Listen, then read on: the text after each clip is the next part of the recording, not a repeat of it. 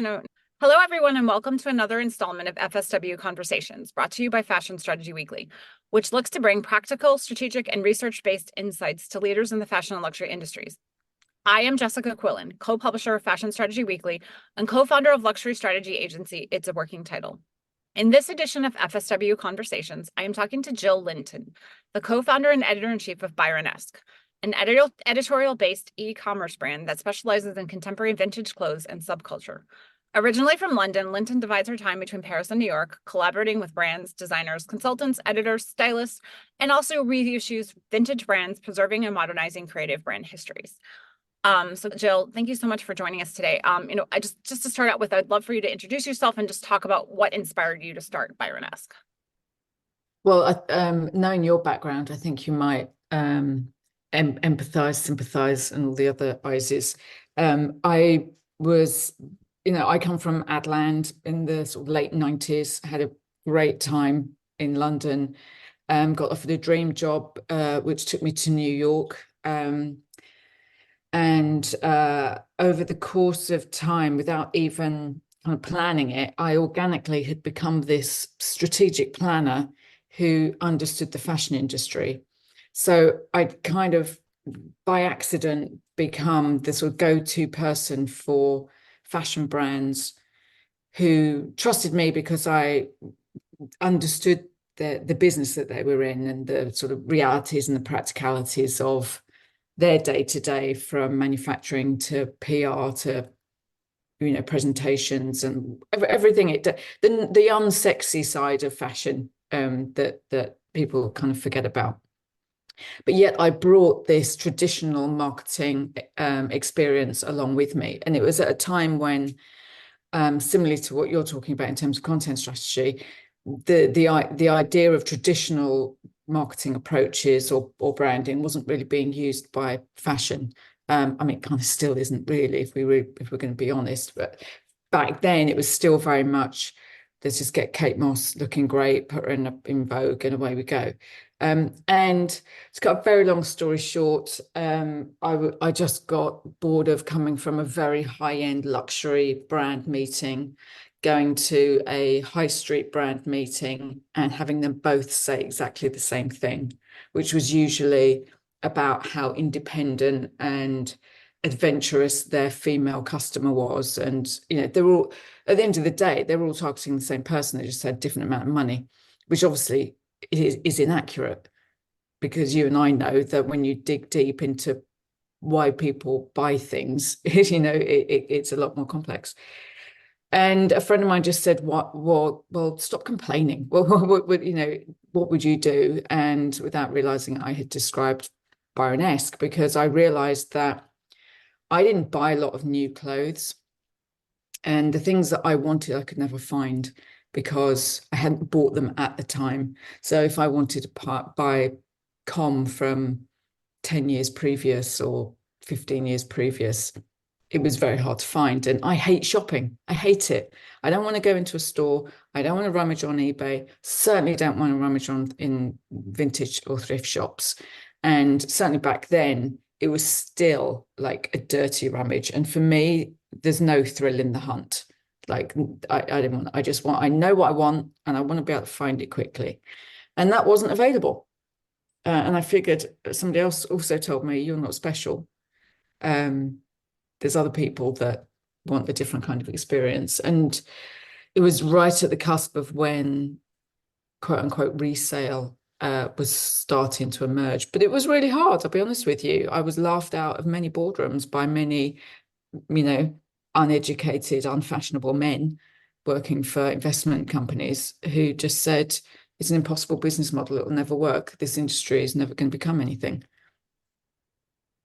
It's amazing. And one thing I want to say is that you're well known for pioneering editorial e-commerce, and I think that's so much of that business model that you're talking about. And I think that for me is what sets you apart from everybody else. And I'm just really curious, as part of that business model for editorial-based e-commerce, what does that mean to you, and kind of how did you sort of conceptualize that and kind of build it out? Well, I think because my background as a brand strategist is having an understanding of other brands and how to find ideas and stories and insights into things that you can't just Google.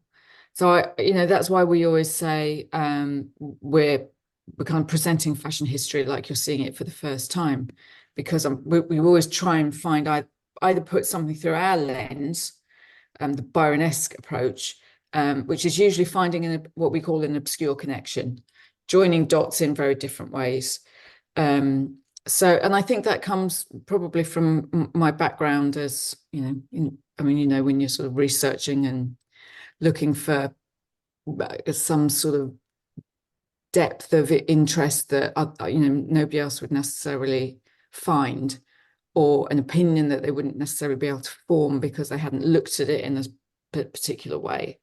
And then, we say that we start at punk. So that's very much about attitude as much as it is an era. I knew at the time there was no point creating a business to help people find Chanel handbags or Hermes bags or red carpet gowns. That already existed. And if you wanted cut up jeans and smelly furs, that was easy. The whole point of Byronesque was very much about contemporary vintage, from the early 80s onwards, and like I said, those brands that people didn't necessarily consider back then as vintage, because we also have to remember that was a time, still a bit of a time in the era in the fashion industry where it was a bad thing to have old clothes. It was a bad thing that you didn't sell out and that you had an archive.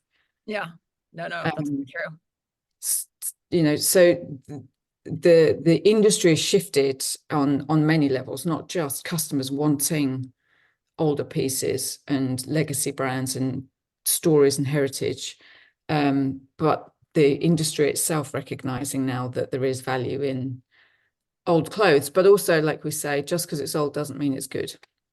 Yeah, that's very true. And I have so many questions on that, which I'll get to in a minute, especially your collaboration with Vivienne Westwood, because I think that is so important there. But one of the things I love about your site is everything as you're describing is really your sort of curatorial eye and sort of your slower approach to, finding pieces for your site and kind of building out this sort of, kind of content-based approach to commerce. And I'm just curious from your end, sort of, how do you curate, the pieces you pick out, and how do you kind of build out the right stories and kind of choose the narrative for both your site but also the pieces themselves?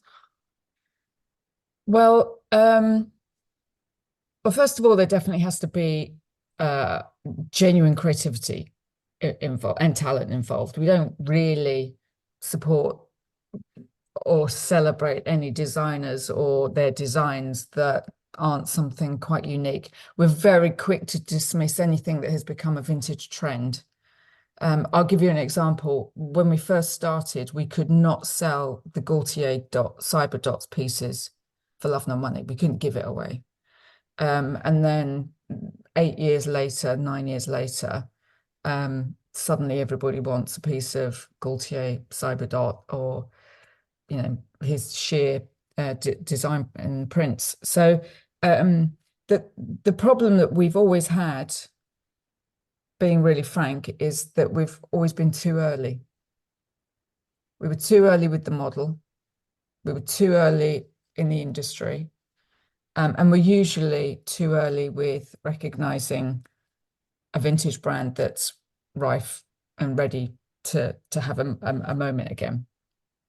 Did that mean, but I feel like now is sort of your moment, especially with all the sort of the combination of, I think, the sort of a renewed attention to kind of resell and vintage, but also sort of I hate to go the quiet luxury route because I think that's overused, but this sort of, attention to slower fashion, to sort of, pieces that mean something and are part of fashion history. And, I think, at least from my end, I think people are coming to appreciate that. But, kind of when you were sort of starting your business and kind of moving towards where you are now, how did you sort of stay nimble while you were waiting for the market to kind of catch up with your idea?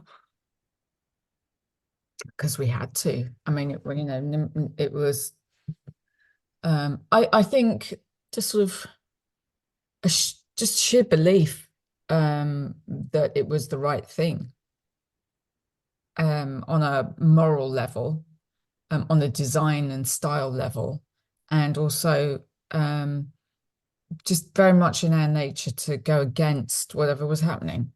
And I mean, the ridiculous thing is, 10 years ago, we were still sort of going against the death of subculture and lamenting, the world where fast fashion wasn't the biggest biggest sellout, and brands were all going to collaborate with H&M, and it was all a little bit dire from a creative perspective. So it was really a our way of sort of, can't call it activism, but definitely I think we were pissed off. We were pissed off. It was a bit of a middle finger. Byronesque was always a little bit of a, we're not gonna just sort of accept the mediocrity that's around there. And and if I'd had the giant budgets that I'd been given by clients over the years of working in advertising, it would be a very different story. So I know I haven't answered your question. No, but that was brilliant, and I think it gets to me sort of to the heart of sort of why I love what you're building, but also sort of why I want you to sort of keep doing what you're doing, because I think what you're doing has such vision and an original concept to it. But I think the idea of taking fashion for the stories that it's telling, and kind of making sure you're not just participating in producing more things for tomorrow, but you're appreciating and preserving the things from the past and making them available for today in a way that sort of honors the history, but also people who want to wear these cool pieces, if you will, can.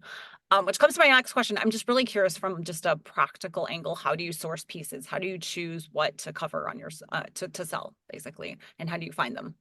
Okay, well, when we first started, it was literally I got on a plane and went around the world and spoke to vintage stores that existed that had the kinds of clothes that I was particularly looking for, and persuaded them to partner with us so that we weren't owning any inventory, which is a way of being nimble, um, uh, but creating a platform and a voice to present these clothes in a more contemporary, hopefully sort of slightly sexy and provocative way than they might otherwise be. And it was never supposed to be an e-commerce. We were never meant to be a shop, but we're also not a museum. So it was finding that middle ground. But the good news is that over the years, we, rightly or wrongly, sort of stuck to our beliefs and kept the same message and the sort of same approach and creative integrity, I think, that people come to us. So and it's usually private collectors now, because the other thing that shifted, it's quite interesting, that shifted in the market is you can hear a younger audience going into regular retail and saying, oh, I could buy this brand that I don't really know, or I can buy this which is really similar and it's a known brand, and if I change my mind I can resell it really quickly. So the motivations for buying things, whether it's old or new, is completely shifted. And on the other side, people that have invested a lot of time and money and heart, because when you are a collector and you lovingly keep certain brands and designers, and those, McQueen is a perfect example, especially with what's happened with the new designer, and a bit complete shift in end of an era. People want to know that their collections are going to a good home and will be respected and priced accordingly, and respected at the end of the day. And our customers don't want to just send it off to a platform that it's just going to be one of hundreds of thousands of items. And so we now treat everything very personally. We work at quite a high level. But again, we don't approach it like we're a museum, and it's not like everything has to be handled with kid gloves. Our customers wear this stuff as well. because it lasts. You know, the quality is absolutely there. Of course, there are certain pieces that do belong in a museum and are incredibly rare and shouldn't be worn and should be kept.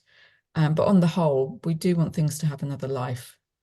And so we find that the people that are selling, the bigger the industry gets, the irony is that we created Byronesque because it was difficult to find this stuff, because it was so obscure and so scarce. And now the opposite is true. It's hard to find because it's so big. It's a needle in a haystack. So it's the same problem, but just in a different context. And so now people come to us because it's very clear who we are and they know what they're going to get from us. And you've got the expertise to offer that. And, I think that's so important, because I think, as you're saying, with all the sort of challenges and the shift in fast fashion towards sort of the, I don't want to say the real investigators of the world who are sort of doing this sort of luxury resale, I think you lose in the middle of that, as you're saying, that sort of personalization to like be able to find what it is you want. There's still a very sort of flea market type of or thrift kind of market approach to a lot of these online platforms. And I love that you kind of bring that more sort of customized approach. So a person who, falls in love with a collection 6 years ago can, come to you and maybe find that piece. And I think that's really powerful. One of the things I love about what you're doing is you have a really important collaboration with the Vivienne Westwood Foundation. And how did this happen? And what was the vision of the collaboration? And also, why was it important for that to have sort of a Web3 blockchain component as well? Okay. So I don't think that Byronesque would have started if I hadn't been so inspired as a younger child or a younger teenager by what Vivienne and Malcolm did. So I was always, I guess I was, I might not have looked it, but there was always a bit of a kind of inner punk within me, and they were always my sort of heroes. And I actually met Joe Corey, Vivienne and Malcolm's son, when he had Agent Provocateur, and we'd done a bit of work together while I was still on the brand side of stuff. And then Joe had actually, been a little bit of an advisor as I was getting Byronesque going, and so we've known each other for a very long time now. And I'd been talking to him about how sad it was to see how the secondary market of Vivienne Westwood clothes was being styled by people on Instagram. And I remember just sort of showing him some pictures and saying, this isn't what Vivienne would hope. And this is while Vivienne was still alive.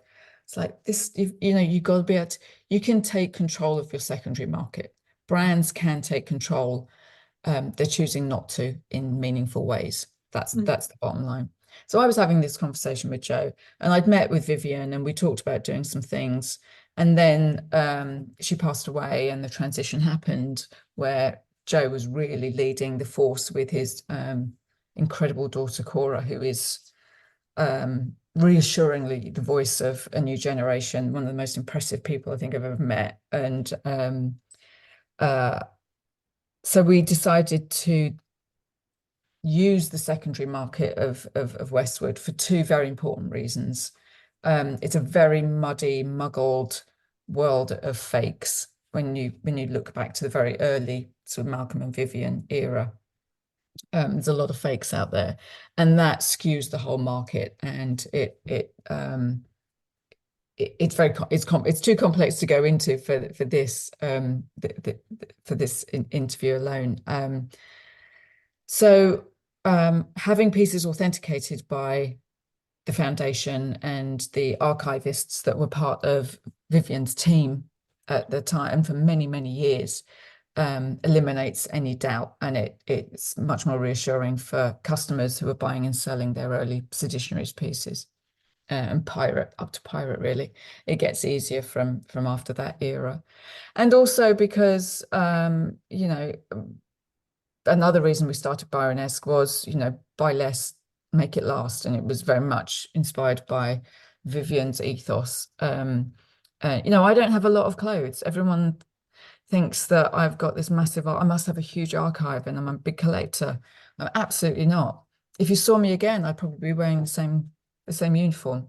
But I appreciate the clothes and the archives and the brands and the stories and everything that entails. And this is my way of sort of communicating and getting a message that I've got in my head across. And partnering with the Vivian Foundation was perfect because it allows us to sort of keep championing what she believed in a way more meaningful way than rather than just us sitting on the sidelines going, yeah, stop buying so many clothes. Yeah, actually partnering with the pioneer of it all, if you like, and helping to continue that legacy. And the blockchain aspect of it is it's interesting because people still love a piece of paper. It's an interesting thing. They still want their certificate of authentication or their appraisal. But the blockchain is evolving all the time. It's still very nascent, and in terms of technology, it's improving it seems by the week. We get updates all the time. So we're looking forward more. We're looking forward to how easy it's going to be. The thing that's still quite tricky is there are certain garments you can't sew something into. Yeah, is that, I mean, I'm just wondering for even archive pieces, that must be a challenge since you can't I necessarily. mean, the chips are so tiny now, as you can imagine, that when there is a label, it's quite easy to do that. It's making sure that it can't be removed without that it won't damage a garment. But some of the traditionaries pieces, those early knits, they didn't put labels in them. Yeah, I was gonna say, that's what I was thinking, because some of them, the Yeah. material wouldn't allow for that. So yeah. There's just nowhere to put anything. So, it's still complicated, but it's going to become such a cost of entry. But Yeah, we're not there yet. no, definitely. And I think especially with the sort of rise in EU regulations with digital passports and all of that, I think it's going to continue to be an area of growth and an important one at that, I think, from a sustainability angle. And I have lots of opinions on that I'll leave over there. As a content strategist, it's a lot of information to have for each garment. It's a lot of stuff to manage over time. It's just a lot of data and all of that. I think just to kind of think about the kinds of information that like sits on these chips with all of this, just to get back to sort of the core kind of pillars you have been referencing. One of the things I love about what you're doing is that storytelling is inherent to everything you do, and I feel like down to the labels on the garments to the way you source everything. And I would just love to understand further what story means to you and kind of why you continue to come back to that as sort of center for what you're building at Byronesque, because at least for me it feels like such a core part of what you're doing. So No, I'm glad to hear that because it really is. We often shoot ourselves in the foot because we'll be like, well, we can't just offer these things out for sale. There has to be a reason. There has to be a story around it. Uh, and I guess that's the good thing, and that's what that's one of the things that makes us different. But I go back to what I was telling you before about obscure connections. And finding something quite well. I say that because sometimes I'm a big believer in everything is in context. Mhm. And I'll give you an example. So McQueen just showed with their new designer. It's a new era. There's change. That's definitely a whole other interview in terms of what people might think or love or not like about what's happening at the brand. But for us, it was a time to pay homage to Lee, if you like, and exaggerate the sinister side of his approach to all of the stories that he put into every collection that he made. Because actually, when you look at a garment, often you can look at a garment, it's always incredibly well made, it's mind-blowing, but some of the pieces are actually quite simple. It's the context of the show and the story that he built around everything that you can almost feel. even decades later. I always say that about Vivian's archives. You can kind of feel the punk, you can feel the fight, you can feel the aggro and the middle finger to the establishment. So it's always very much feeling. But so for this fashion week, we literally just said, okay, let's go, let's exaggerate this. Let's go. We're literally going to go underground. Everyone's doing a pop-up. We rented a Parisian carve, which was 2 flights down into the basement of this old Haussmann building. Some people thought they were going to get taken to their death. I mean, it was like so it was a full-on experience. But when you got down there, this old cave was filled with red roses, and we just had, very special McQueen, just 6 pieces hanging from the walls. So sometimes there's a reason, that the time and the place to exaggerate something without having to find a new story. But more often than not, we'll always find an obscure angle to a story being told. No, and I love that. I mean, as you know, I told you, I have an English literature PhD. I studied Shelley, which is, I'm going to ask you about your name. I have to. I would have not been doing that. But, one of the things that we argue a lot for Fashion Strategy Weekly is that the runway is fashion's most powerful form of content because it's the most sort of public one. It's the one that people most traditionally associated with that. And I'm just curious, from your end, do you feel like designers now are I don't want to say playing it safe, but are not sort of focusing as much on the story and sort of their creative point of view as they are sort of that sort of sellability, wearability factor? Because especially this fashion month, a lot of brands have come under kind of scrutiny for just sort of, playing the middle road, not taking too many risks, and kind of not, kind of exercising that sort of aesthetic vision that a lot of us associate with sort of fashion. And I'm not saying that, we obviously couture is sort of that playground for that sort of aesthetic imagination with like Margiela and all of that, what that did, but even the sort of, more mainstream luxury pret-a-porter this season in particular, I feel like anyone who wasn't Prada came under the sort of criticism of just playing the middle road, pleasing the investors and trying to make things that, people could just buy straight away. And it lacked a lot of that sort of, as you say, that inherent point of view, that sort of, I'm not saying that everything has to be punk, but like that sort of inherent story capability. I'm just wondering, your thoughts on, are you disappointed in the current state of fashion and its ability to do these stories, or, kind of how do you feel about that? I'm sighing because I'm trying to think about how to answer that succinctly, because we could be here for hours talking about that. It's such a big topic right now that everybody wants to talk, that everyone's talking about, because it's very obvious to everybody what's happening. Look, I guess at the end of the day, people change for a reason. If something's not selling, they're changing it, right? So the big conglomerate groups are creating a change because they don't like the bottom line, and that has to be the bottom line. Otherwise, why would they change? If it ain't broke down, don't fix it. So and they're changing from a period of extreme dramatization and sort of fantasy. So let's use Gucci as an example. They went from Alessandra. So if something wasn't selling, perhaps, and I'm saying this, I don't know, I have no actual facts, I'm only making assumptions here. If something there wasn't working, so then try the opposite. So the opposite of that is something more palatable to the mainstream, right? And so we're seeing that in all of the conglomerates that have got major shareholders. Where we're not seeing it is in the independent groups.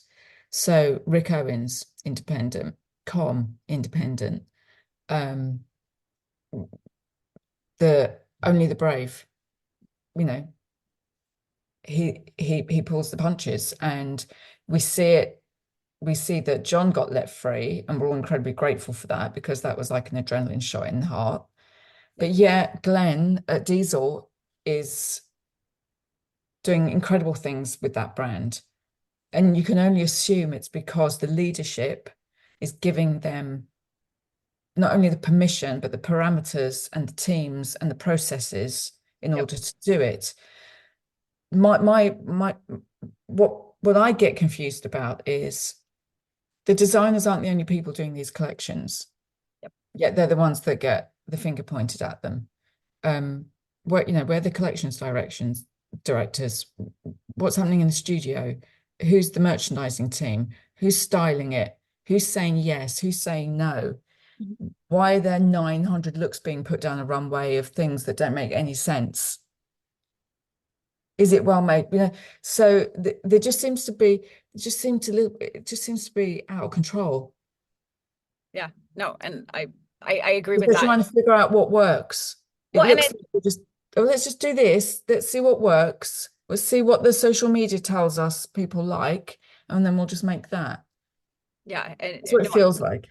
no, and I agree with you. And look, I have my own opinions as a I see everything through a content strategy lens and I can't turn it off. I don't know how. And I think I mean, but I've thought this since I was fashion editor for Glass magazine in 2011, right? Seeing collections that are, 85 looks going down the runway that are completely are not cohesive and have like, just vastly different points of view. And it's just sort of like you're throwing everything at the fan and seeing what throwing everything at the wall and seeing what sticks. And Yeah. I think the brands that sort of, yes, maybe they're playing the middle road, but they're taking a more sort of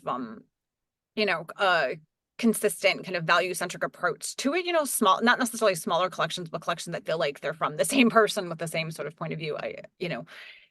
For me, feels like sort of a better way forward for a lot of this, but I know that brands are under so many kind of complex influences that it certainly doesn't boil down to that. Even if I wish they would all have content strategy, because they don't. I mean, I think fashion storytelling at the level of the garment is sort of a lot of the same problems that even the marketing teams have, right? You're kind of splintered in so many directions and you're under sort of imperatives to like deliver, several times a year, especially the big brands with the investors, as you say. And I think it makes creative expression hard, right? Because your vision becomes a product, and the second you sort of adopt that mindset, you lose that sort of creative freedom of a more independent brand, as you're saying. So it's complex.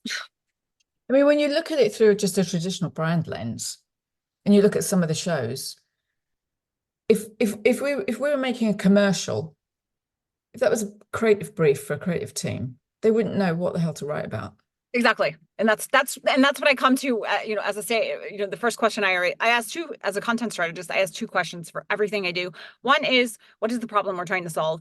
And two, what is your why? Like, who is this for? Why are you trying to do this? And I feel like very often fashion relies on sort of obscure storytelling and line sheets. And, this is what this is supposed to be about. And it relies on the critics to sort of put it all together. Or it just becomes sort of, a bit lost in sort of the process. So it's always a difficult moment there. But to get back to the questions I have, one thing I do love is, obviously, as I mentioned, I have a PhD in British Romantic poetry, so I have to ask how you chose the name for your company, because I would not be a Shelley scholar if I did not ask that question. Right. Okay. Well, you'll know. So well, the fun fact is I have many friends to thank, because I was in New York and it was incredible. It's very hard to name something that you're responsible for. It's like, I guess it's a bit like picking your child's name, or I don't know. It's quite easy to name a dog, I would imagine, but or a cat. But it was just incredibly hard because everything was just so banal, or I didn't want it to have vintage in the name. I didn't want it to be vintage. And I really wanted it for people to feel like they were it. And so I've actually got then a tattoo that says Byron. And as you'll know, Lord Byron was one of the very first fashion dandies of ever. And other than being probably quite a terrible person, and only having one leg and probably not being very attractive, but he was a punk. There was that was a time in the world when you had to wear a certain kind of clothing to show that you were part of a certain aristocracy. And he just ignored that. And he was one of the first people that said, I don't care. I don't care if I look like, one of I want to look like the paupers. I'm not going to dress like you guys because I'm anti-establishment," was essentially what he was saying. And that was the sort of very crux of why we started Byronesque, because we didn't want to we weren't subscribing to the trends of everything, and we were trying to create a little bit of a change in our own way. So the idea of being Byronesque was something quite appealing. And and let's be really honest, when the URL is available, you know that the fashion gods are telling you to take it quick. Very practical. No, but look, for my own just unique POV, I appreciate that so much. I currently wrote the only book that main book on Percy Shelley and music, and my whole kind of approach to that is what brought me to fashion, because I spent basically 4 years studying the history of aesthetics, and within that sort of romantic kind of anti-establishment kind of punk vibe, there's such a rich sort of appreciation of sort of history, but not just regular histories, but like aesthetic histories. And there's a lot of pseudo history that goes into there, right? It's sort of like these romanticized views of what we thought the past should be, but we should preserve it for the now and make it kind of part of our experience now. And I feel like that's so much a part of sort of what the concept you're building is imbued with, and I think they would very much appreciate everything you're doing. I don't think Shelley cared as much about fashion, but Byron was very flashy and enjoyed that sort of the not just the shock and awe, but I think it was really, as you say, it's he just wanted to be kind of himself in whatever guise that was on a particular day. And well, he was also incredibly melancholic, yes, not in just the sort of sad sense of it, but that in wanting to be something different from everybody else. But he was, I mean, I believe he was a depressed drunk, and but yet, brilliant as a result of his darkness. yeah, it's always that balance between light and dark, and the sort of aesthetic kind of imagination that kind of draws it all together there. But it's a beautiful name, so I love that you Thank you. that there. And I just to close off, I just wanted to say thank you so much for joining us, and I love your story, and I think just I'm very excited to watch what you do next. Everything. Thank you. We're always still happy to hear that people do care about it. Sometimes you can sort of just have your head down, and so I do appreciate it. Thank you. And any parting advice for sort of younger people in fashion who are looking to sort of start something new, or maybe afraid to sort of try a different tack in their career, or with an idea they have? Yes, don't let anybody tell you to dilute your message. Dial it up. If anything, dial it up. I love that. That's amazing. Well, thank you so much for everything, and just good luck with everything you're doing. I so support what you're building. So thank you. I really appreciate it.